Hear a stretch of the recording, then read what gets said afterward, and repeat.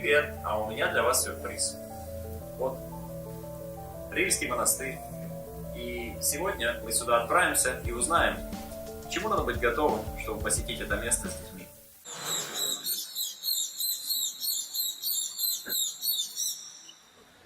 Рильский монастырь находится в дебрях лесов национального парка Рила в горах.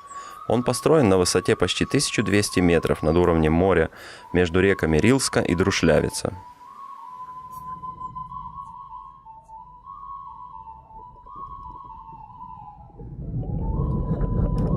Добраться сюда не составит большого труда.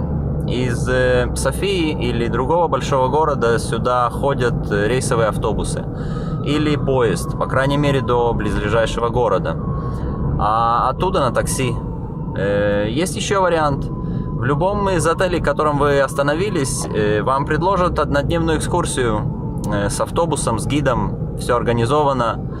Рильский монастырь очень популярен среди туристов в Болгарии. И третий вариант, который выбрал я, это частный автомобиль, который можно без труда арендовать как в аэропорту, так и в любом отеле, в котором вы поселились. Или же в городе есть много арендных компаний. От Софии до монастыря 120 километров. Да, дорога не близкая, но это, наверное, единственная ухоженная горная дорога в Болгарии. За лесными и горными дорогами Болгарии особо-то не следят. Но это искренне впечатлило. По дороге можно также насладиться скальными пейзажами и лесными дебрями в полном понимании этого слова. Всем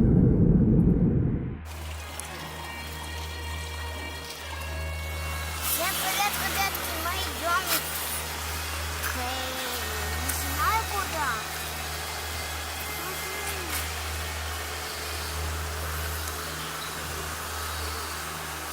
Давайте, ребят.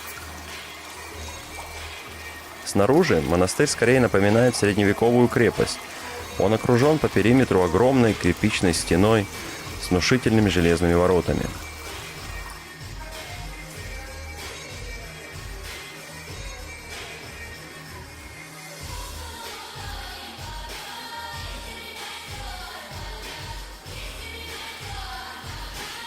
Сегодня монастырский ансамбль занимает площадь 9000 квадратных метров, из которых 5,5 – это застроенная площадь. Как я уже говорил, снаружи 24-метровые каменные стены формируют неправильный пятиугольник и напоминают скорее военный форт, а не монастырь. Таким образом, попадая внутрь через одни из железных огромных ворот, туристы особенно впечатляются увиденной внутри архитектуре. 4 этажа жилой части с арками, колоннадами, покрытых деревянными лестницами и балконами. Это жилая часть монастыря, где находятся около 300 келий монахов, 4 часовни, комната наставника, кухня и библиотека.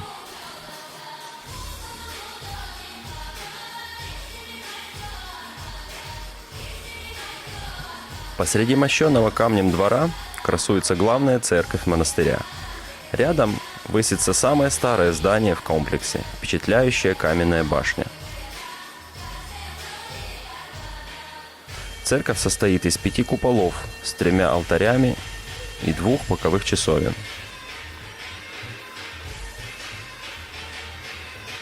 Сегодняшний свой вид главная церковь приобрела в XIX веке. Примерно этот же период к главной башне была добавлена колокольня.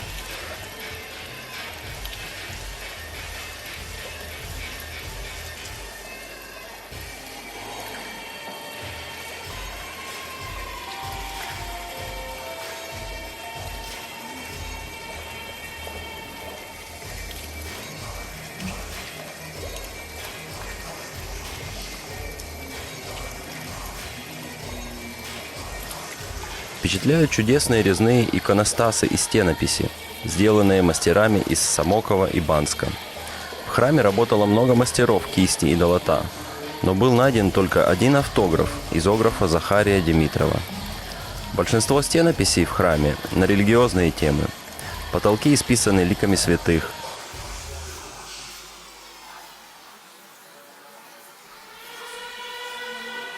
А вот на стенах, кроме икон, можно увидеть рисунки, скорее напоминающие комиксы из жизни.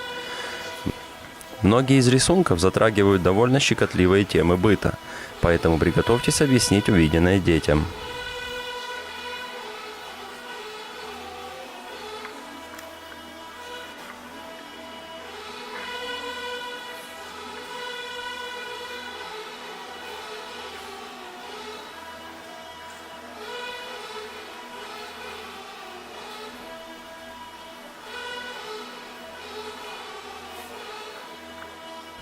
Основана была Рильская обитель в первой половине X века.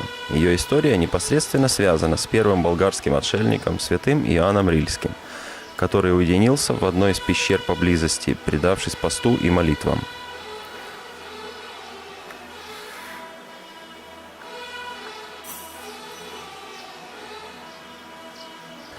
В 1961 году это удивительное болгарское достояние было объявлено Национальным музеем Рильский монастырь. В 1976 году – Национальным историческим заповедником, а в 1983 году ЮНЕСКО включила этот объект в список мирового культурного наследия.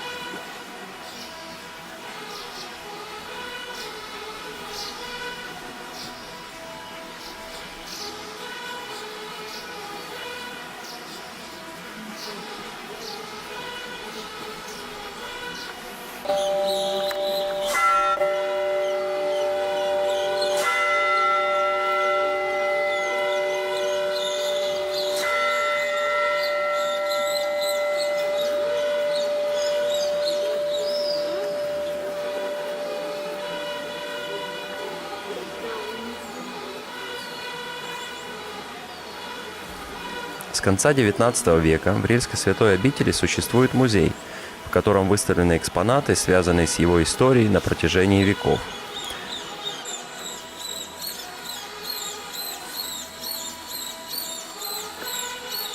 Музейная коллекция включает ценные образцы болгарского и зарубежного искусства в период XIV-XIX веков. Наиболее ценный экспонат – это деревянный крест с изящной миниатюрной резьбой, сделанный отцом Рафаилом. Долгие годы трудился над этим виртуоз резьбы по дереву, используя самые тонкие долотца и инструменты. Окончил он свое детище в 1802 году, когда окончательно ослеп после тяжелой работы над таким шедевром. На нем изображено 36 библейских сюжетов, по 18 на каждой стороне креста и свыше 600 миниатюрных фигурок. Экспозиция «Монастырское хозяйство» у Самоковских ворот включает водяную мельницу, старую монастырскую печь, предметы, связанные с хозяйственной деятельностью обители, лесным делом, скотоводством, земледелием и прочее. В цокольном этаже северного монастырского крыла находится старая кухня. В ней есть 22-метровый дымоход конусовидной формы, в нижней части которого монахи готовили обрядовый суп для гостей во время больших праздников.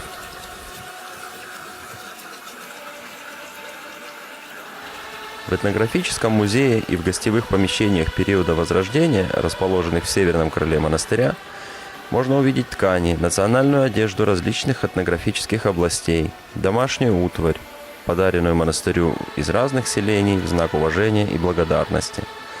Желающие посетить его оплачивают билеты у входа в церковно-исторический музей. Хорошо обозначенная тропа длиной почти 4 километра ведет из монастыря к пещере, которую Иван Рильский избрал своим убежищем. Позже рядом с ней была построена церковь Успения святого Иоанна Рильского, обновленная в 1820 году. В пещеру можно проникнуть по узкому коридору между церковью и скалой. Ныне Рильская обитель – это действующий мужской монастырь.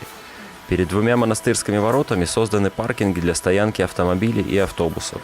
Здесь можно переночевать, а в книжном магазине и в лавочках Рельевой башни, а также в районе близ комплекса, можно купить иконы, альбомы, открытки, сувениры, да к тому же изделия традиционных болгарских ремесел.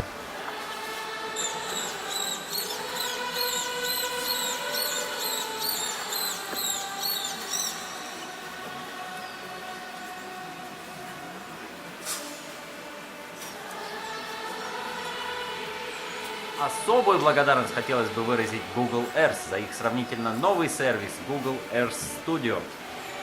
Наверное, надо снять по этому поводу туториал. Ну а на сегодня у меня все. Ставьте лайки, если вам понравилось. Пальцы вниз, если вам не понравилось. Не забудьте подписаться. До встречи, пока.